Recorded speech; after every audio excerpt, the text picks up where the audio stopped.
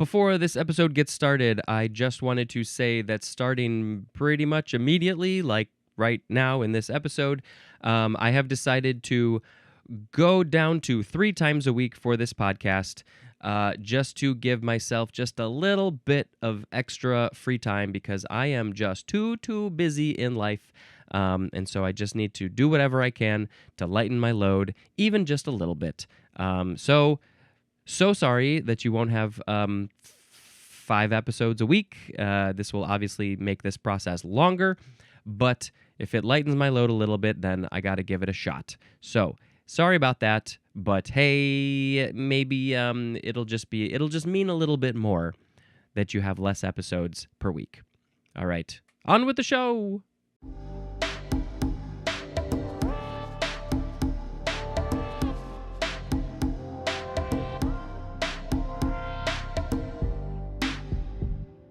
Hello, word nerds, and welcome to the Dictionary, the most wonderful podcast in the land of podcasts, hosted by me, Spencer.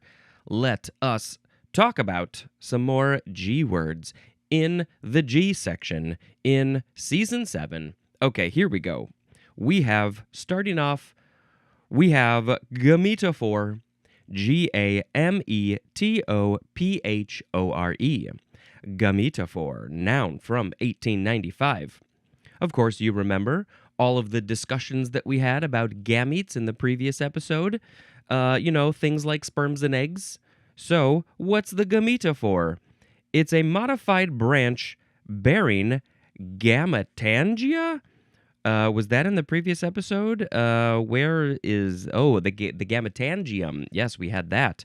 So the gametangia is the plural of gametangium, which let us remind ourselves about that. It's a cell or organ in which gametes are developed. The context for this one is specifically talking about plants and funguses. I would assume that in a human, the gametangium could also be the testicles and the ovaries, but maybe it's only for plants. I don't know. So let's go back to gametophore, a modified branch bearing gametangia, multiple gametangium, and the example of this branch is a moss. So a moss, those fluffy little green grassy-like things that you see on the ground and stones and rocks and trees and stuff. They have gametophores. That's it. That's all I know about that. Hey, let's make a sound effect. Oh, let's go. Roar. Next we have gametophyte. Gameto with P-H-Y-T-E. So this is a noun from circa 1889, and it looks to be one very long definition. So strap yourselves in for gametophyte.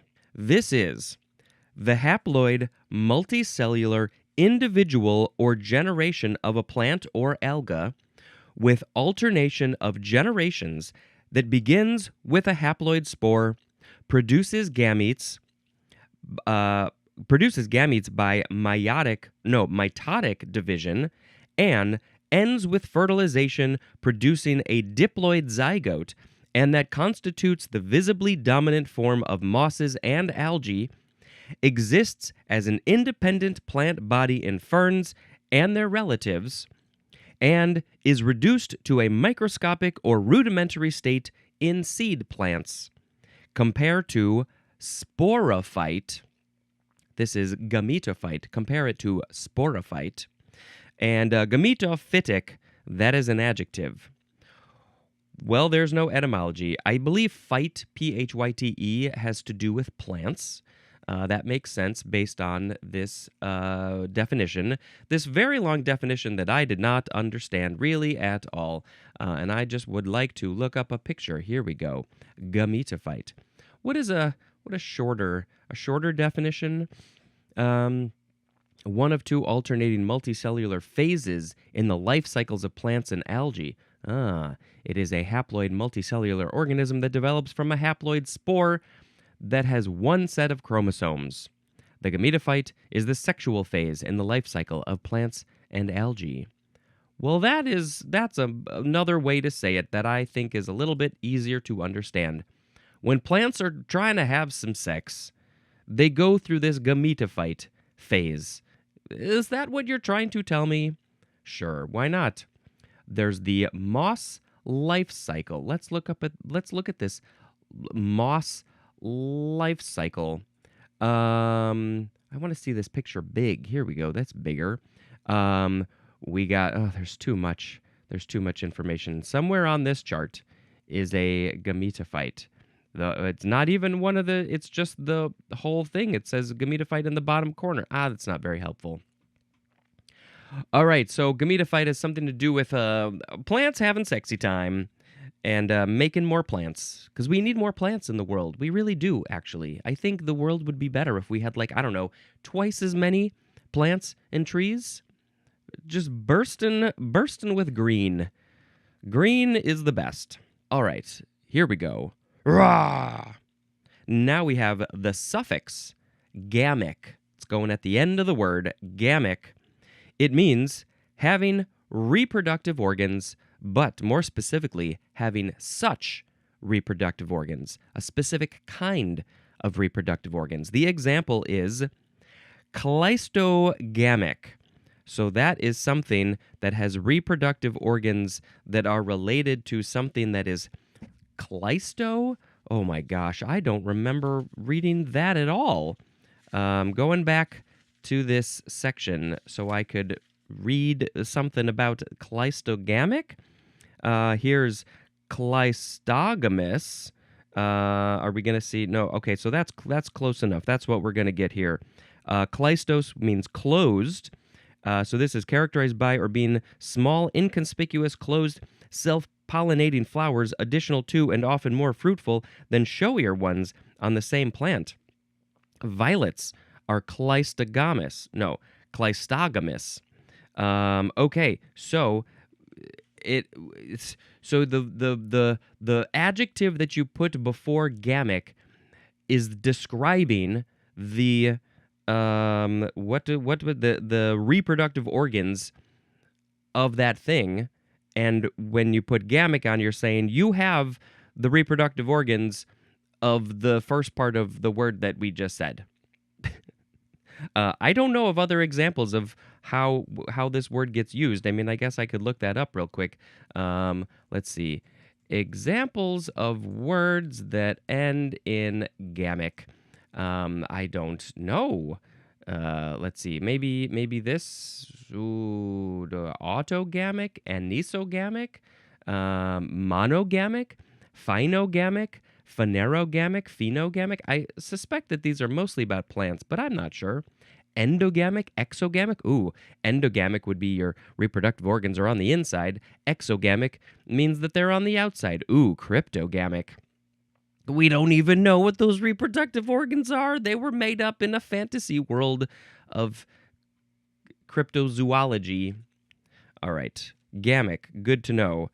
Yep, that's about it. Brah. Next is gamification. I think life should be gamified more. We need more games. So this is... There it is. It's a noun from 2010. This is the process of adding games or game-like elements to something. What might that something be? As a task. But there's more. So as to encourage participation. Oh, man. We're really trying to get people to start doing this task at work, and nobody wants to do it. They don't want to fill in their expense sheets and do paperwork. No, they don't want to do that because it's so boring and uninteresting. Maybe we should gamify it. Maybe we should bring some gamification to forms and expenses. Then people will love it. How do you do that? You give points. Maybe they can get some points for every time they fill out an expense report. Gamification. I do think that somehow, how can we gamify this podcast? If you have any clever ideas, please let me know, because I don't have time to think about that. Rawr. Next is gammon. Gamin. Noun from 1840, number 1. A boy who hangs around on the streets. The synonym is urchin. One of them street urchins, one of those children who's just hanging around on the street all the time, trying to make some money and meet people and, I don't know, steal fruit. What are they doing? What are those gammons doing? Number 2, the synonym is our next word, gamine or gamine. It just has an E at the end, so we'll talk more about that when we get there. This is a French word. It does not say at all what it means, but maybe it means something like urchin. Let's just do a quick little search for people like me who don't know French. I mean, I'm learning a few words and such, but I don't think I will ever be fluent in that. It just means kid. And how to pronounce this officially? Let's turn up the speakers here. Gamin. Yep, that's a much more Frenchy way to pronounce that word. Gamin, gamin. And in English, it's just gammon. Yep. Okay, so now let's learn a little bit more about that, because this number 2 definition is sending us over to rah, the first form of the word gamine or gamine. Noun from 1889. Number 1, it is a girl who hangs around on the streets. Now, it does not say that she is an urchin. We are saving the word urchin for boys, I guess. Boys are urchins, and girls are just girls, I guess. Girl who hangs around on the streets is a gamine.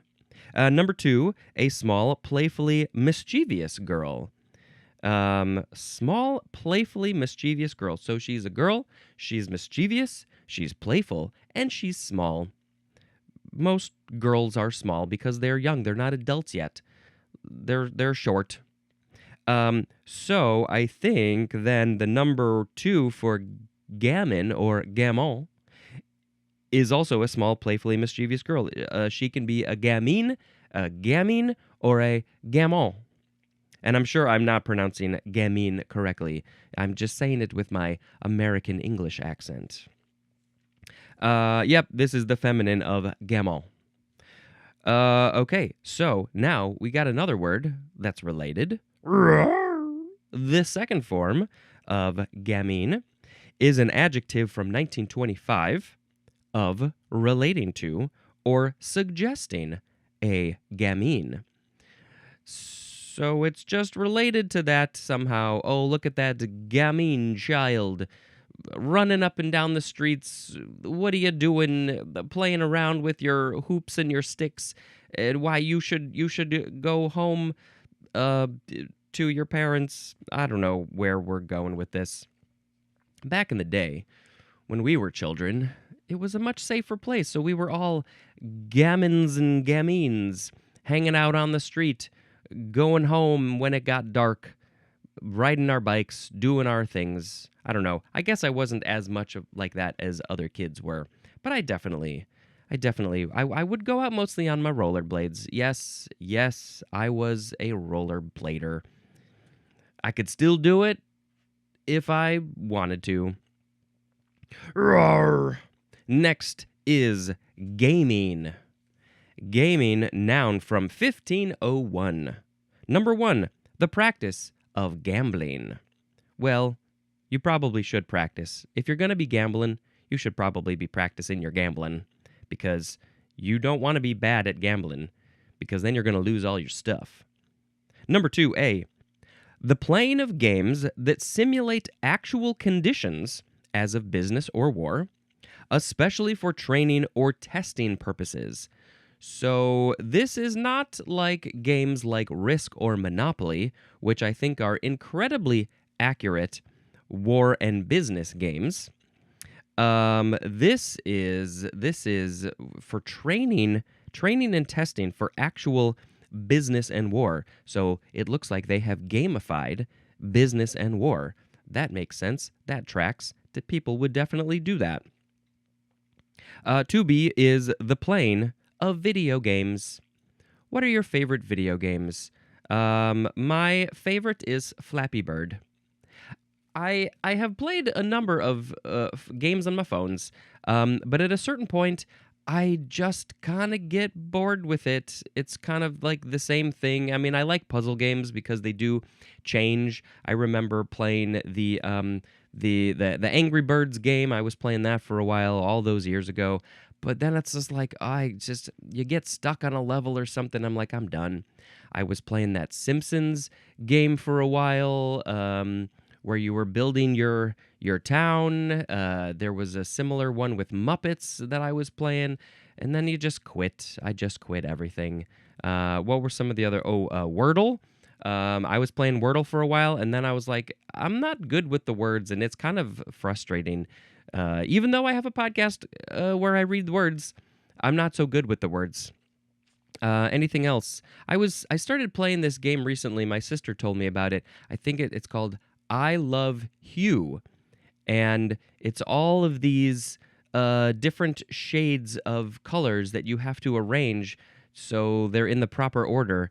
And I'm very good at it, but I'm like, it's just the same thing over and over again. So I'm like, I don't know if I want to be gaming anymore. All right. What's next? The games that I always enjoyed the most, the video games that I liked the best, were the party games where you were playing with a bunch of people. Mario Kart, Mario Party, multiple Mario games, anything that was like a group coming together, because it's so much more fun when you're with a group doing the same thing. Just the group dynamic is so much more fun. All right, that's enough about gaming. Although in 1501, I don't think they were playing video games. Rah! That is the. No, I'll save that for later, I guess. This is the first form of the word gamma. Probably what a lot of children are calling their grandma. Gamma. Okay, this is a noun from the 15th century. Number 1, the third letter of the Greek alphabet. It says to see the alphabet table, which was way so long ago. I should memorize the Greek alphabet. I think that would be useful to do. I know we've got alpha, beta, gamma, delta, and then there's like theta and pi and phi and lambda and chi and eventually a zeta. We eventually get to omega. That's the last one, I think. Number 2, the degree of contrast of a developed photographic image or of a video image. The degree... So I do video and photo stuff and color correction. And so, the term gamma comes up of how to adjust it and stuff. And I never fully understood what it means. Why are we using the word gamma here? Also, it's the degree of contrast. Is that what I would think? I don't know. I'm going to have to think about that. I'm going to have to go into my color correction tools and be like, am I changing the degree of contrast? I mean, there's a whole separate contrast slider. So I don't know. There's so many terms. It's very complicated. Number 3, a unit of magnetic flux density equal to 1 nanotesla. Is a nanotesla like 1/1000th or 1/1,000,000th of a Tesla? And what is a Tesla? It's a unit of magnetic flux density. I feel like we're talking about terms from Back to the Future with the flux capacitor. 1 unit of magnetic flux. I don't understand what this is at all. It's a gamma. It's a gamma. It's a gamma. What's a gamma? Number 4, a gamma is also the synonym gamma ray. As in the example, gamma counter. The gamma counter is going to count all of the gamma rays. We've got 1, 2, 5 gammas out there. Number 5, the synonym is microgram. A microgram is a gamma. So is that literally like a portion of a gram? Now I gotta look this up. What is a microgram? I can just look that up. What is a microgram? It's going to be I see. I don't know micro and milli and all the milli. I think would be a thousandth of a thing. Microgram is a unit of mass equal to 1 millionth of a gram. Often used for very small quantities of things like certain vitamins, minerals, and medications to ensure accuracy and avoid cumbersome decimal points. For perspective, 1,000 micrograms equals 1 milligram, and 1,000 milligrams equals 1 gram. So, why are we calling this gamma? What's the gamma part of it? And I guess that's just not going to tell me unless I look it up, and I'm not going to look it up because I got to move on to the etymology. This is Greek, Middle English from Lower Latin, from Greek of Semitic origin, akin to the Hebrew word gimel, Gimel, which just means gimel, Gimel. But what does that mean? I mean, I guess we'll get to it eventually in the G's, but I kind of want to look it up now. Can we change this translate thing to Hebrew? Where's Hebrew? Here it is. Let's just look up what a gimel. So gimel in Hebrew, it just means gimel. I mean, I was hoping it was going to be a little bit more interesting than that, but it's not. So Hebrew gimel became Greek gamma, and then we started using it for all these different things. Gamma rays, micrograms, nanoteslas, video photo contrast. Wow. And when a certain person is bombarded with many, many gammas, specifically gamma rays, then they might turn into the Hulk, and then they will go, "Rawr," because I'm always angry. The second form of gamma is an adjective from 1896. Number 1, of, relating to, or being one of 3 or more closely related chemical substances. Gamma, I don't know. I don't know what that means. Number 2, third in position in the structure of an organic molecule from a particular group or atom. And that would be third in position because gamma is the third Greek letter, so there would be alpha, beta, gamma. That's how Greek words and numbers work. The symbol, I guess it would be for this one specifically, or maybe just both of these definitions. The symbol, it looks like a lowercase y, so I guess that would be the lowercase Greek letter for gamma. Is that right? Sure, why not? Gamma, yeah. Okay, so we got a number of gamma words coming up, and I don't really understand a lot of this stuff, but hey, let's learn some things. That's what we're here for, is learning things. Rawr! Now we have gamma-aminobutyric acid. Yes. Gamma-aminobutyric, second word acid, or third word acid. This is a noun from 1957. It is an amino acid, C4H9NO2, that is a neurotransmitter which induces inhibition of postsynaptic neurons. So is this a naturally occurring thing in your brain, I guess? Or is this something that they will give you to make this happen? Amino acid makes me think that it's just already there in your body. It's a neurotransmitter, so it's going to help to send signals, which induces inhibition of postsynaptic neurons. Yep, not sure what that means, but we do know that it is called gamma-aminobutyric acid. Gamma-aminobutyric acid, those are the words that you need to know. Gamma-aminobutyric acid, it's gonna do some stuff with your neurons. Rawr. Next we have gamma camera. Oh yes, it kind of rhymes. Gamma camera, go get me my gamma camera. 2 words, noun from 1953. It is a camera that detects the radiation from a radioactive tracer injected into the body and is used especially in medical diagnostic scanning. I want to see a picture of a gamma camera? Let's see. It's going to, what is it doing? It's going to read the gammas. Um, it's radioactive. It detects the radiation from the tracer that's been put into the body, the radioactive tracer, and it's going to, you're trying to scan the body and maybe see how it reacts to the radioactivity, or see how the radioactivity will go into different parts of the body. Maybe it's to see, well, I don't know. Gamma camera, GamCam, also known as a scintillation camera. It's a medical imaging device used in nuclear medicine to create pictures of the inside of the body. I want to do this. I want to have my body tested. I want to have my brain tested. I want to do all these tests so I can understand more about my body and why it's all messed up.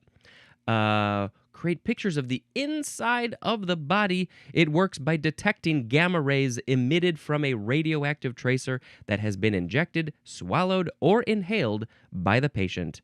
Unlike X-rays, which primarily show anatomical structure, a gamma camera provides functional information about organ and tissue activity by visualizing the distribution of the radioactive material. So you ingest a thing, it's shooting out all these gamma rays. You don't become the Hulk, but you get to have pictures of the inside of your body, and that is the most important thing. All right, gamma. Are we still doing this? Is this safe? Is this safe? That's what I don't know. I mean, this banana, this brownish banana, is shooting off radioactive things, but it's safe. It's fine. All of this electronic equipment in front of me is probably much not cooler. But the gamma camera, let's do it. Rah! Next is gamma globulin. 2 words, noun from 1937. Number 1, a protein fraction of blood rich in antibodies or antibodies. Those are bodies that are against all the other bodies. You need the antibodies. I guess, are they there to fight off the bodies that come in to make you sick? A protein fraction of blood. How do these words work? A protein fraction of blood. Is it just a part of the blood? It's called the gamma globulin? The gamma globulin? Anyway, that's that one. Now we have number 2, which is a sterile solution of gamma globulin from pooled human blood administered especially for passive immunity against measles, German measles, infectious hepatitis, or poliomyelitis. Whoa. And so I guess that it's a healthy, strong portion of your blood or somebody else's blood that you're like, you have these things. You got the measles, you got the German measles, you've got the measles from all over the world. And here's some gamma globulin for you to hopefully get rid of all of your measles. And also your poliomyelitis. I believe that word, or something like it, might have been mentioned in that Monty Python song about all of the sexually transmitted diseases or something. I don't know. Rah! Next is gamma hydroxybutyrate. That second word is hydroxybutyrate, noun from 1964. The synonym is just GHB. So I guess we gotta wait till the GH section to learn about gamma hydroxybutyrate. Now we have gamma interferon. 2 words, noun from 1980. An interferon that is produced by T cells, regulates the immune response, and in a form produced by recombinant DNA technology, is used especially to control infections due to inability of white blood cells to destroy certain bacteria and fungi. Compare to alpha interferon and beta interferon. the first interferon, the second interferon, and gamma interferon is the third interferon, I guess. Yeah, I don't know what an interferon is. But it all has to do with your immune system and all the stuff going on there. I just learned about a thing yesterday from a podcast called what is it, like the human immuno group, the immuno system, immuno something or other. And they're trying to, what are they trying to do? They're trying to like gather information about everybody's immune systems and how good or bad they are and everything in between. And I don't know. I want to be tested. I want to see what's my immune system like. Do I have to go through something with gamma interferon or a gamma camera? What's my immune system like? Is it good? Is it bad? Is it young? Is it old? I don't know. I think it's pretty good. Even though I'm getting over a cold and I still have this cough, overall, I don't really get sick a whole lot. And I like to take care of my body by eating radioactive bananas. Let's move on to gamma knife. 2 words. The first letters are capitalized because this is a trademark. It is used for a medical device that emits a highly focused beam of gamma radiation. So it's not literally a knife. I have a knife here. I have 2 knives over here. It's not a knife. It's not a sharp knife that you use to stab and cut and things. It's like a knife because it's basically shooting a laser. Not literally a laser. It's a highly focused beam of gamma radiation. Why are they doing this? What are they using this for? Are they still using this? I don't know. Gamma knife. Hey, I need my gamma knife because that thing needs a whole lot of gamma radiation and I'm going to shoot it with my gamma radiation. Speaking of gamma radiation, let's move on to our last word, which is gamma radiation. 2 words, noun from 1904. It is radiation composed of gamma rays. Yep, that makes sense. That tracks. We're using gamma for so many different things, and we got more, well, maybe just one more in the next episode. We'll see. But yes, gamma stuff. I think, though, I don't want to talk about gamma things anymore. I want to talk about the word of the episode. Can we have a little chat about the word of the episode? What's the word of the episode? It's the word that I choose to be just one from the group, and I sing a little song about it. So, today we had gametophore, gametophyte, gamic, gamification, gamin, or gamon, gamine, another time, gamine, gaming, gamma, gamma aminobutyric acid, gamma camera, gamma globulin, gamma hydroxybutyrate, gamma interferon, gamma knife, and gamma radiation. I mean, as much as I want to gamify the world and everything, I think we do need more points. I think that I probably need to pick gamma camera as the word of the episode because it just sounds so fun to say. Say it with me now. Gamma camera, go get your gamma camera and take pictures of gammas. Gammas, grandmas, grandma camera. The gamma camera is taking pictures of my body. Okay, that's it for that. That is it for that for sure. It's movie time. Oh, here we go. The next movie that I saw was the movie, you could call it a horror movie. It is called Good Boy, and it is really mostly told from the perspective of a dog. A real life human dog. No, it's not a human dog. It's a dog. It's a canine dog. I saw this in the theater. After the movie in the theater, they had a short featurette from the director who described a bit about the making of this movie. And, you know, I don't want to give too much away because I want you to see the movie and watch this featurette if it's available somewhere. But basically, They shot this film for 4 years, mostly him and his wife and the dog, in their own house for 4 years, making a movie. And sometimes they had to have other people come in here and there as well, but it was mostly done by them. And there's some behind the scenes footage, and I want to see more of it. But oh my gosh, it's just the dog has no idea it's in a movie, and they're just getting the dog to do stuff, and then they light it cool and they add music and sound effects, and then you're like, yeah, the dog's in a horror movie. It knows what it's doing. And yeah, there's some super creepy stuff, and it's beautiful. It's a very beautiful movie. Good boy. All right, that's going to be it for this episode. Thank you so much for checking out this show. Tell the people about it. Share it far and wide. And until next time, this is Spencer dispensing information. Goodbye.